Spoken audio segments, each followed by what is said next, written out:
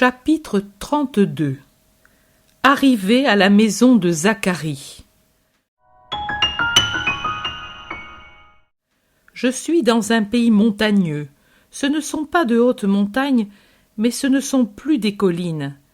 Elles ont déjà des cimes et des gorges, de vraies montagnes, comme on en voit sur notre Appennin tosco-ombrien. La végétation est drue et magnifique. Il y a en abondance des eaux fraîches qui conservent vertes les prairies et productifs les vergers peuplés de pommiers, de figuiers, avec, autour, des maisons, des vignes. Ce doit être le printemps, car les grappes sont déjà grosses, comme des grains de vesse, et les pommiers commencent à ouvrir leurs bourgeons, qui maintenant paraissent verts, sur les branches supérieures des figuiers. Il y a des fruits qui sont déjà bien formés. Ensuite, les prés ne sont que tapis moelleux aux 1000 couleurs. Les troupeaux sont en train d'y paître, ou bien ils se reposent, taches blanches, sur l'émeraude de l'herbe. Marie gravit avec sa monture un chemin en assez bon état qui doit être la principale voie d'accès. Elle monte parce que le pays dont l'aspect est assez régulier est situé plus haut. Celui qui me renseigne habituellement me dit « Cet endroit, c'est Hébron. Vous me parliez de Montana, mais je ne suis pas fixé, je ne sais si Hébron désigne tout le pays ou l'agglomération. Je n'en dis donc que ce que j'en sais. » Voilà que Marie entre dans la cité. C'est le soir. Des femmes, sur les portes, observent l'arrivée de l'étrangère et en parlent entre elles. Elles la suivent de l'œil et ne se rassurent qu'en la voyant s'arrêter devant une des plus belles maisons situées au milieu du pays. Devant se trouve un jardin, puis en arrière et autour un verger bien entretenu. Vient ensuite une vaste prairie qui monte et descend suivant le relief de la montagne pour aboutir à un bois de haute futée. Ensuite, j'ignore ce qu'il y a. La propriété est entourée d'une haie de ronces et de rosiers sauvages. Je ne distingue pas bien ce qu'ils portent. La fleur et le feuillage de ces buissons se ressemblent beaucoup, et tant que le fruit n'est pas formé sur les branches, il est facile de se tromper. Sur le devant de la maison, sur le côté donc qui fait face au pays, la propriété est entourée d'un petit mur blanc sur lequel courent des branches de vraies roses, pour l'instant sans fleurs, mais déjà garnies de boutons. Au centre, une grille de fer qui est fermée. On se rend compte que c'est la maison d'un notable du pays ou d'un habitant assez fortuné. Tout, en effet, indique, sinon la richesse, au moins l'aisance, certainement. Il y a beaucoup d'ordre. Marie descend de sa monture et s'approche de la grille. Elle regarde à travers les barreaux et ne voit personne. Alors, elle cherche à manifester sa présence. Une petite femme, qui, plus curieuse que les autres, l'a suivie, lui indique un bizarre agencement qui sert de clochette. Ce sont 2 morceaux de métal fixés sur un axe. Quand on remue l'axe avec une corde, ils battent l'un contre l'autre en faisant un bruit qui imite celui d'une cloche ou d'un gong. Marie tire la corde, mais si gentiment que l'appareil tinte légèrement et personne ne l'entend. Alors la femme, une petite vieille, tout nez et menton et entre les deux une langue qui en vaudisse, s'accroche à la corde et tire. Un vacarme a réveillé un mort. C'est cela qu'il faut faire. Autrement, comment pouvez-vous vous faire entendre? Sachez qu'Élisabeth est vieille, et aussi Zacharie. Et à présent, il est muet et sourd par-dessus le marché. Les domestiques sont aussi vieux. Le savez-vous? N'êtes-vous jamais venu? Connaissez-vous Zacharie? Vous êtes... Pour délivrer Marie de ce déluge de renseignements et de questions, survient un petit vieux qui boite. Ce doit être un jardinier ou un agriculteur, car il a en main un sarcloir et, attaché à la ceinture, une serpette. Il ouvre et Marie entre en remerciant la petite vieille, mais, hélas, sans lui répondre. Quelle déception pour la curieuse! À peine à l'intérieur, Marie dit « Je suis Marie de Joachim et d'Anne de Nazareth, cousine de vos maîtres. » Le petit vieux s'incline et salue et se met à crier « Sarah! Sarah !» Il rouvre la grille pour faire entrer l'âne resté dehors, parce que Marie, pour se défaire de la petite vieille importune, s'est glissée vite, vite à l'intérieur et que le jardinier, aussi rapide qu'elle, a fermé la grille au nez de la commère. Et, tout en faisant entrer la monture, il dit « Ah, grand bonheur et grande peine en cette maison! Le ciel a donné un fils à la stérile, que le Très-Haut en soit béni. Mais Zacharie est revenu, il y a 7 mois, muet de Jérusalem. Il se fait comprendre par signes ou en écrivant. Vous l'avez peut-être appris. La patronne vous a tant désiré au milieu de cette joie et de cette peine. Souvent elle parlait de vous avec Sarah et disait « Si j'avais encore ma petite Marie avec moi, si elle avait encore été au temple, j'aurais demandé à Zacharie de l'amener. Mais maintenant, le Seigneur l'a voulu comme épouse à Joseph de Nazareth.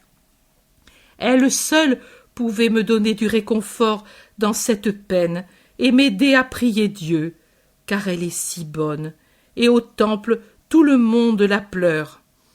À la dernière fête, quand je suis allée avec Zacharie la dernière fois à Jérusalem pour remercier Dieu de m'avoir donné un fils, j'ai entendu ses maîtresses me dire « Le temple semble avoir perdu les chérubins de la gloire depuis que la voix de Marie ne résonne plus en ses murs. »« Sarah, Sarah ! Ma femme est un peu sourde, mais viens, viens que je te conduise. » Au lieu de Sarah, voilà en haut d'un escalier, au flanc d'un côté de la maison, une femme d'âge plutôt avancé, déjà toute ridée, avec des cheveux très grisonnants. Ses cheveux devaient être très noirs, parce que très noirs sont encore ses cils et ses sourcils, et qu'elle était très brune. Le teint de son visage l'indique clairement. Contrastant étrangement avec sa vieillesse évidente, sa grossesse est déjà très apparente, malgré l'ampleur de ses vêtements. Elle regarde en faisant signe de la main. Elle a reconnu Marie.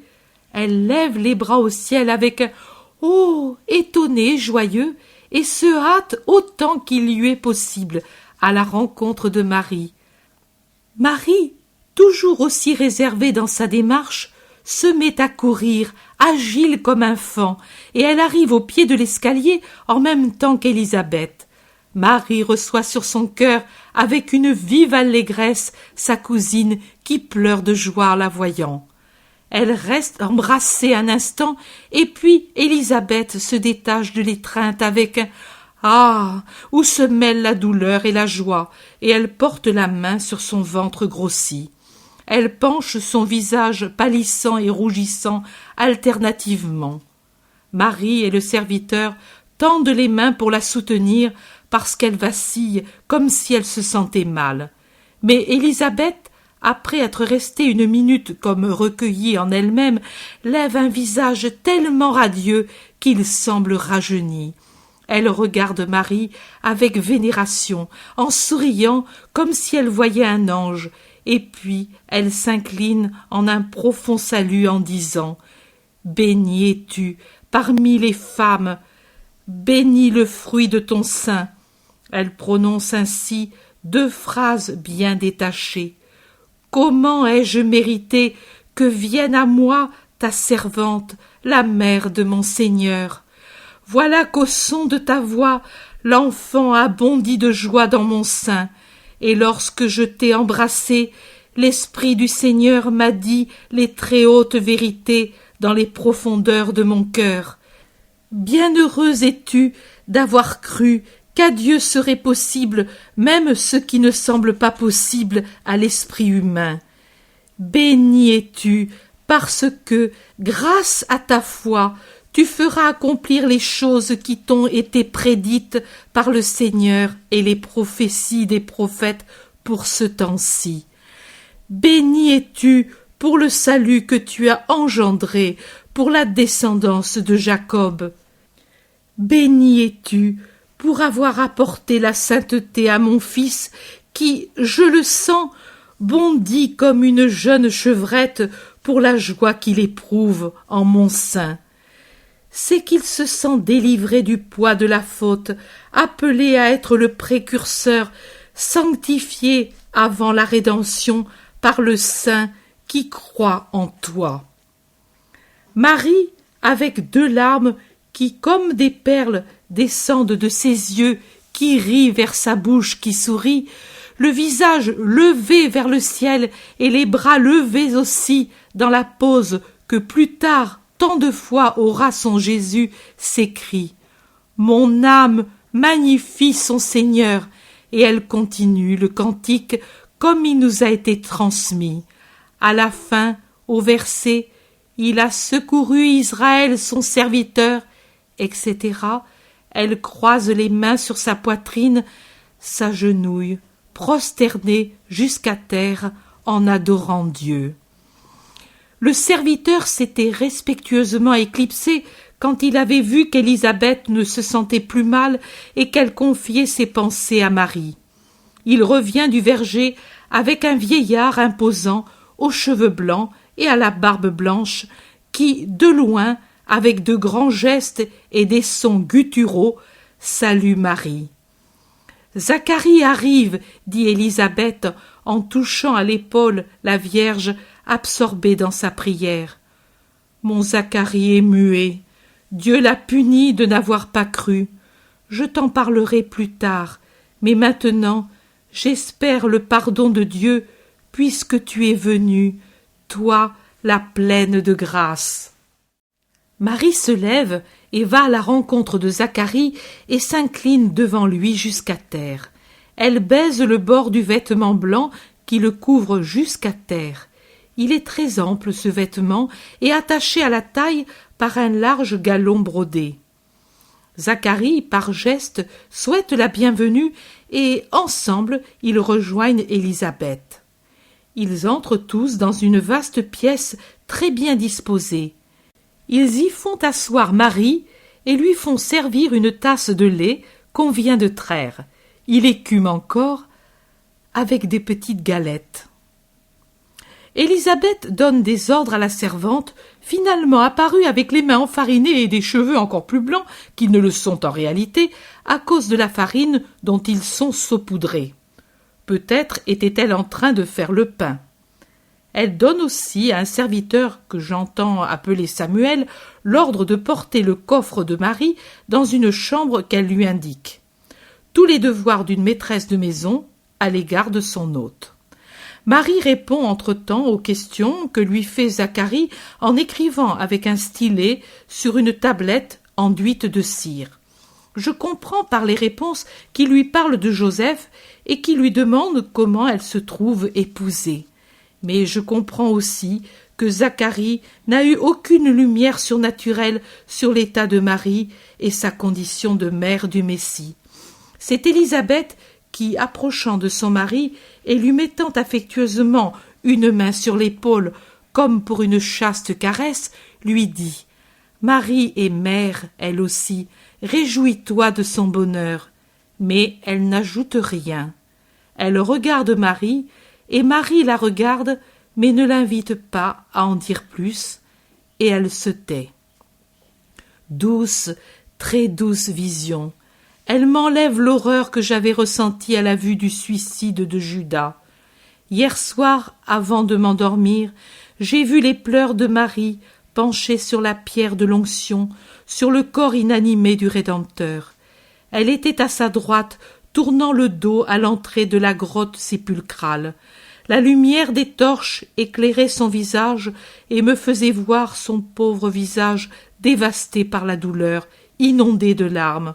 Elle prenait la main de Jésus, la caressait, la réchauffait sur ses joues, la baisait, en étendait les doigts, un par un, les baisait ses doigts désormais inertes. Puis elle lui caressait le visage, se penchait pour baiser la bouche ouverte, les yeux à demi fermés, le front blessé. La lumière rougeâtre des torches fait paraître encore plus vives les plaies de tout ce corps torturé et plus visible la cruauté de la torture qu'il a subie et la réalité de sa mort. Je suis ainsi resté en contemplation tant que mon intelligence est restée lucide. Puis, réveillé de ma somnolence, j'ai prié et me suis mise en position pour un vrai sommeil. C'est alors qu'a commencé la vision ci-dessus. Mais la maman m'a dit « Ne remue pas, regarde seulement, tu écriras demain. » Pendant le sommeil, j'ai de nouveau tout revu en songe. Réveillée à 6h30, j'ai revu tout ce que j'avais vu la veille et en rêve. J'ai écrit tout en voyant. Puis vous êtes venu et j'ai pu demander si je devais mettre tout ce qui suit. Ce sont de petits tableaux séparés sur le séjour de Marie dans la maison de Zacharie.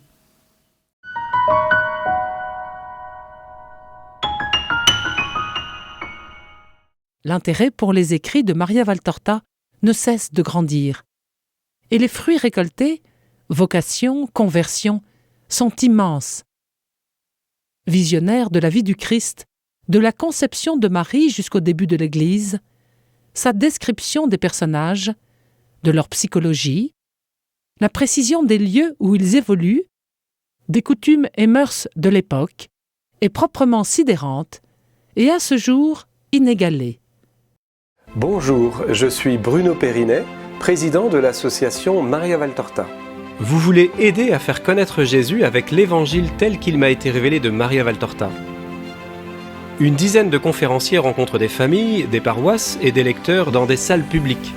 Le budget annuel de ces 200 conférences dans toute la France est de 27 000 €. Participez à ce projet national. Faites un don défiscalisable à l'association Maria Valtorta. Il vous sera délivré un reçu fiscal vous permettant d'obtenir une réduction d'impôt de 66%. www.associationmariavaltorta.fr